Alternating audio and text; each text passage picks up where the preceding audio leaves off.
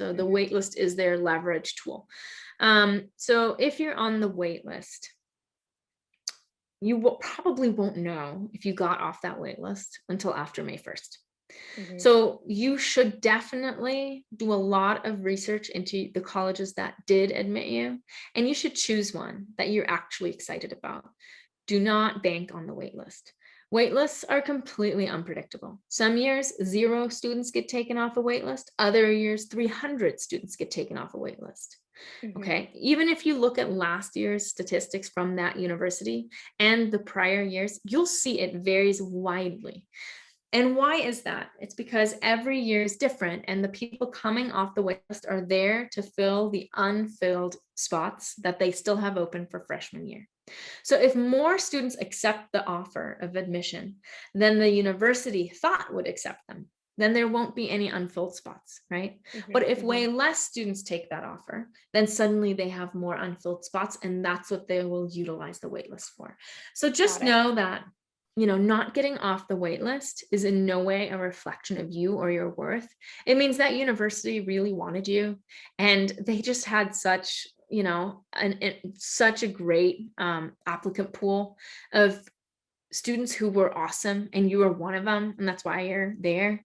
But there's simply a limit to how many seats they can offer. So definitely try not to take it personally. It's really not about you. It's really about the seats that they have available that year and the enrollment management that they have to do on their end to create the freshman class.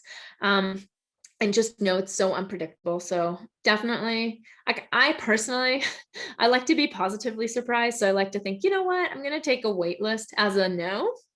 And then if I get off of it, wow, that's a positive surprise. I can deal with it when that happens, right? If that happens. So that's one thing that I would say. And another thing I would say is, let's say because some of the universities have been extremely selective, especially the larger public universities have gotten more selective this application phase than any prior year. If you did not get into any of the universities that you applied to, what are your options, right? That's another big question. So of course, one of the options is to go to community college. It depends on what you want to do after community college. Community college is a wonderful option to have a second shot at your first choice. So for example, if you are a California student and you really want to go to UCLA and you didn't get into UCLA, which by the way, most people don't because they have an extremely low acceptance rate and because they have so many applicants, right? I mean, the statistics are just crazy. The UC system, this application season had 250,000 applicants. That's 250,000 students to the UC system. Last year, it was 200,000.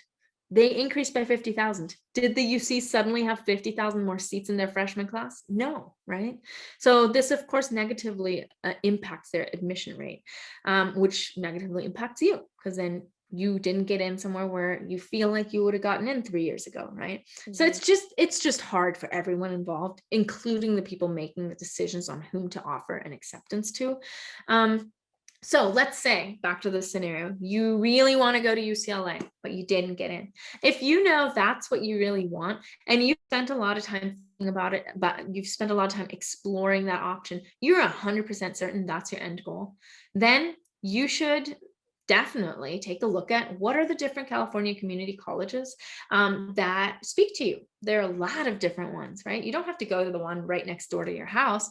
You can go to a different one. You can go explore. You can room with someone else who's going there, and you can do one of the wonderful programs that they have, such as the TAG program. So there are really, really wonderful opportunities at community college. Now, another thing, if you know where you want to go. So let's say you applied to all these universities in Boston and it was filled with universities like MIT, Boston College, lovely, lovely, very, very selective universities such as those. And you didn't get into any. Well, Boston has so many universities, I think over 60 universities, just in the center part of Boston. Take a look at the ones that are a little less selective. Some of them may still have open applications. It's April 1st. You may think, oh my God, application season is over. Not necessarily. So a lot of universities have rolling application deadlines, which means they actually accept students even until June, sometimes even July, if they still have space. Other universities say they have their deadline, and maybe their deadline was March 1st, March 15th. But after that, they'll consider applicants on a rolling basis. So it never hurts to just reach out to a university, even if their application deadline has passed, and ask them, hey, I didn't know about you guys. And now I'm really looking at my options and don't like any of them. Would it still be possible to apply for fall?